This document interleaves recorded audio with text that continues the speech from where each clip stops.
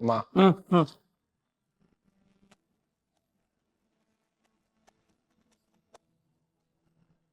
ಬಂದ್ಯಾ ನನ್ನ ತಂಗಿಯವ ಬಾ ನೋಡು ನೀನ್ ಹೇಳ್ದಂಗೆ ನಾವಿಬ್ರು ಇನ್ನು ಎದ್ದೇ ಇದೀವಿ. ಪ್ಲಾನ್ ಏನು ಅಂತ ಹೇಳಿದ್ರೆ ಅದನ್ನ ಮಾಡಿ ಮುಗಿಸ್ಕೊಂಡ್ಬಿಡ್ತೀವಿ. ಕಣ್ಣಿನ ಮೇಲೆ ರೆಪ್ಪೆ ಅನ್ನೋದನ್ನ ಹಿಂಗ ಹಾಕಿಲ್ಲ ತಂಗಿಯವ. ಇನ್ನೇನು ಸ್ವಲ್ಪ ಹೊತ್ತಿಗೆ ಬೆಳಕಾಗತ್ತೆ. ನೀನು ಪ್ಲಾನ್ ಏನಂತ ಹೇಳಿದ್ರೆ ಆ ಗೀತನ ಪ್ರಯತ್ನನ ಹಾಳು ಮಾಡಿ ಬರುವಂತ ಜವಾಬ್ದಾರಿ ನನ್ನದು ಅವನದು. ಪ್ಲಾನ್ ಬಂತು ಅಥವಾ ಇನ್ನು ಬರಬೇಕು? ಅದಕ್ಕೋಸ್ಕರ ಇನ್ನು ಕಾಯಬೇಕು ಅಥವಾ ಹೀಗೆ ಎದ್ದಿರ್ಬೇಕು? ಪ್ಲಾನ್ ವರ್ಕೌಟ್ ಆಗೋದು ನೀವ್ ಎದ್ದಿದ್ರೆ ಅಲ್ಲ ಅಣ್ಣ, ಗೀತಾ ಮಲಗಬೇಕು. ಈಗ ಅವಳು ಮಲ್ಗಾಯ್ತು. ಈಗ ಏನ್ ಮಾಡ್ಬೇಕಮ್ಮ?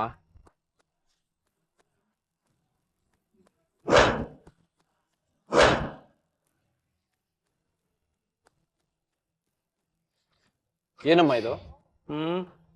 ಎಲ್ಲೆಂದ್ರಲ್ಲಿ ಬೀಳಿಸ್ಕೊಂಡಿರ್ತೀಯ? ಬೇರೆಯವ್ರಿಗೆ ಸಿಕ್ಕಿದ್ರೆ ಬೈತಿರ್ಲಿಲ್ವೇನೋ?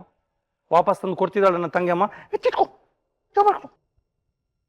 ಬೆಂಕಿ ಪಟ್ನ ಕೊಟ್ಟಿದ್ದು ಅದನ್ನ ಎತ್ತಿಟ್ಕೊಳ್ಳೋದಕ್ಕಲ್ಲ, ಗೀತಾ ಇಡೀ ರಾತ್ರಿ ಪಟ್ಟ ಕಷ್ಟಕ್ಕೆ ಬೆಂಕಿ ಇಡೋಕೆ.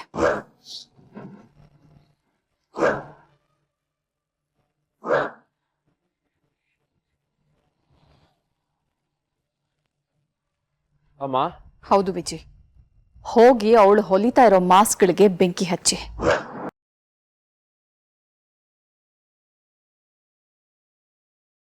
ಆದ್ರೆ ಹುಷಾರು, ಬೆಂಕಿ ಹಚ್ಚಿದ್ ಯಾರು ಅನ್ನೋ ಅನುಮಾನ ಮಾತ್ರ ಅವಳಿಗೆ ಬರಬಾರ್ದು. ಮುಖ ಮುಚ್ಕೊಂಡು ಹೋಗಿ.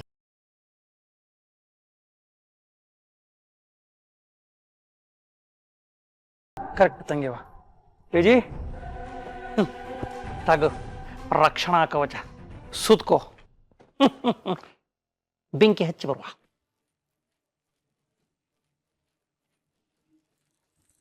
So saddest and alone, who said oh so saddest and alone.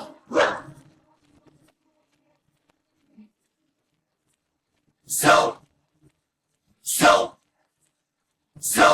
saddest and alone, who said oh so so.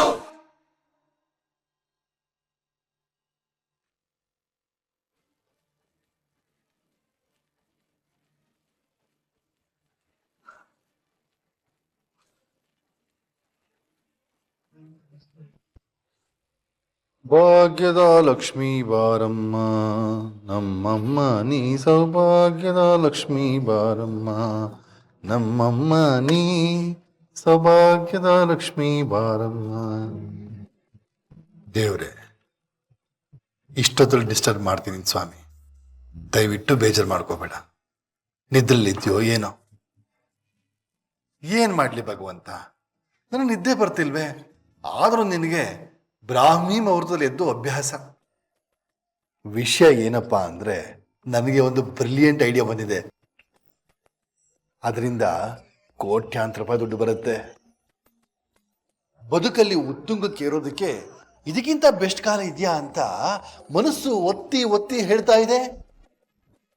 ಅದನ್ನ ಮಾಡಕ್ ಹೊರಟಿದ್ದೀನಪ್ಪ. ಇದಕ್ಕೆ ನಿನ್ನ ಆಶೀರ್ವಾದ ಬೇಕು ತಂದೆ. ನಿನ್ನ ಆಶೀರ್ವಾದಕ್ಕೆ ಬೆಲೆ ಕಟ್ಟಕ್ಕಾಗಲ್ಲ ಅಂತ ನನಗೆ ಗೊತ್ತು. ಆದರೆ ಋಣ ಇಟ್ಕೊಳ್ಳೋ ಮನುಷ್ಯ ನಾನಲ್ಲ. ನನ್ನ ಬಗ್ಗೆ ನಿನಗೆ ಗೊತ್ತಲ್ಲ ತಂದೆ. ನಾನು ಅನ್ಕೊಂಡಿರೋ ಕೋಟ್ಯಾಂತರ ರೂಪಾಯಿ ನನಗೆ ಬಂದ್ಮೇಲೆ ನಿನಗೆ ಕಾಣಿಕೆ ಅಂತ 101 ರೂಪಾಯಿ ಕಾಣಿಕೆ ಹಾಕ್ತೀನಿ. ಬೇಕಾದ್ರೆ ಅಯ್ಯೋ ಬಾರೆ ಇಲ್ಲಿ ಬಾರೆ. ನನ್ನ ಹೆಂಡತಿ ಮೇಲಾಣೆ ಸತ್ಯ ಭಗವಂತ.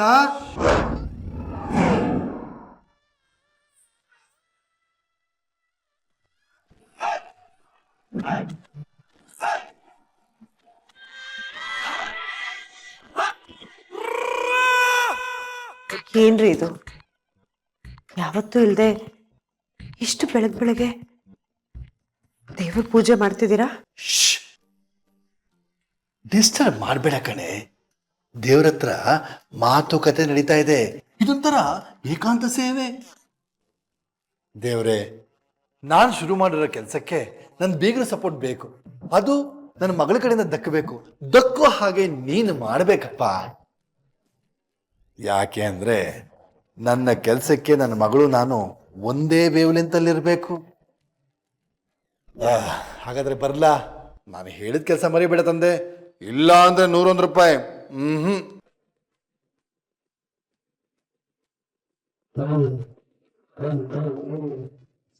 ಏನ್ರಿ ಮಾಡ್ತಿದ್ದೀರಾ?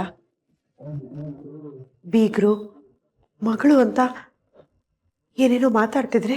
ಹೌದು ಕಣೆ, ದೊಡ್ಡ ದೊಡ್ಡ ಪ್ರಾಜೆಕ್ಟ್ಗಳಿಗೆ ದೊಡ್ಡ ದೊಡ್ಡ ಮನುಷ್ಯರು ಬೇಕು. ಅದಕ್ಕೆ ಬೀಗರು ಆ ಮನೆ ಬಾಗಿಲು ತಟ್ಟಿದ್ರೆ ತೆಗಿಯೋಳು ನಮ್ಮ ಮನೆ ಮಗಳು ಗೀತಾ. ಇಷ್ಟಕ್ಕೂ ಯಾವ ಪ್ರಾಜೆಕ್ಟ್ ಮಾಡಕ್ ಹೊರಟಿದ್ದೀರಾ?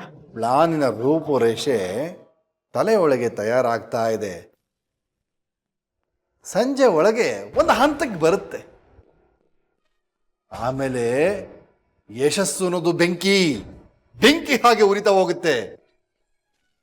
ಶ್ರದ್ಧೆಯಿಂದ ಬೆಂಕಿ ಹಚ್ಚೋದು ಮುಖ್ಯ.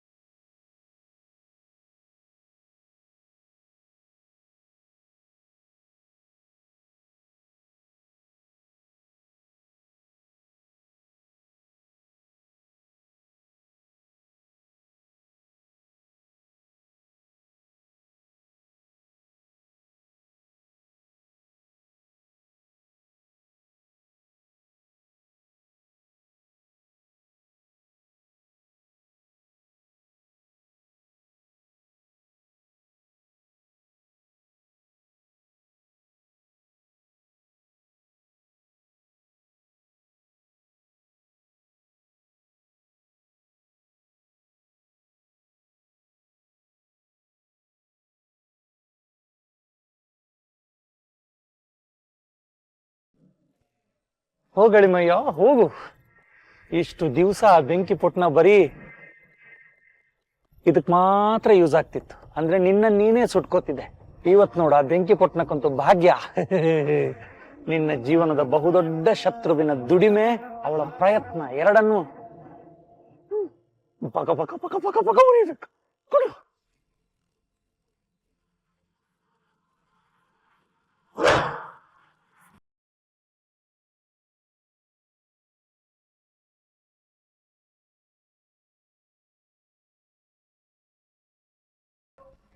ಮಾಮ, ವಿಜಯ್ ಮಾತಾಡೋಕ್ಕೂ ಟೈಮ್ ಇಲ್ಲ. ಬಂದ ಕೆಲಸ ಬೇಗ ಮುಗಿಸು.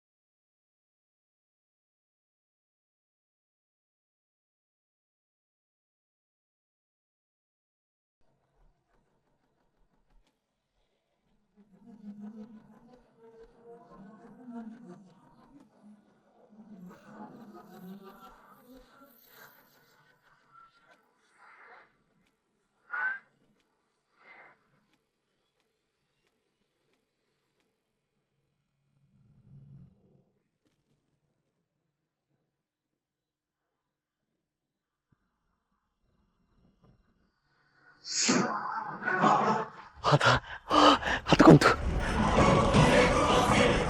ಹತ್ಕೊಂತು ಹತ್ಕೊಂತು. ಬಂದ ಕೆಲಸ ಮುಗೀತು. ಇನ್ನು ಸ್ಪಾಟ್ ಅಲ್ಲಿ ಇರ್ಬಾರ್ದು. ಎಸ್ಕೇಪ್.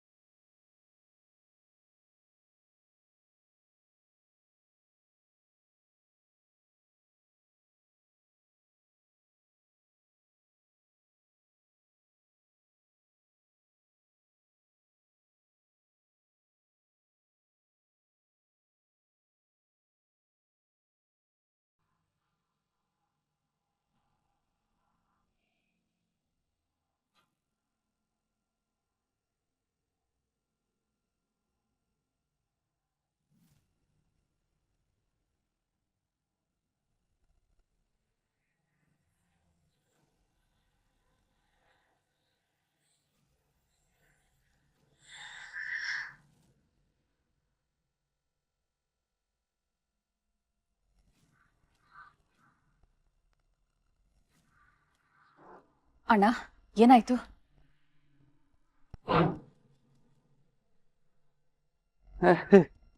ತಂಗ್ಯವ, ಒಪ್ಸಿದ ಕೆಲಸನ ನಿನ್ನ ಮಗರಾಯ ಯಾವುದೇ ಕೊರೆ ಇಲ್ಲದೆ ಮಾಡಿ ಮುಗಿಸಿದಾನೆ.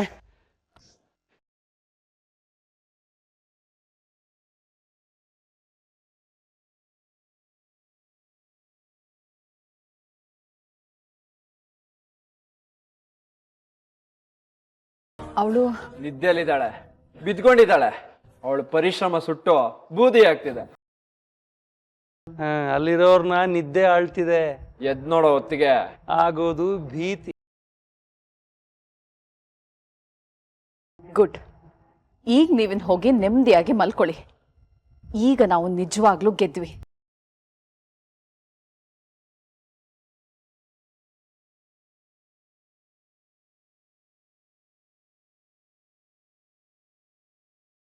ಗುಡ್ ಜಾಬ್ ಮಗನೇ.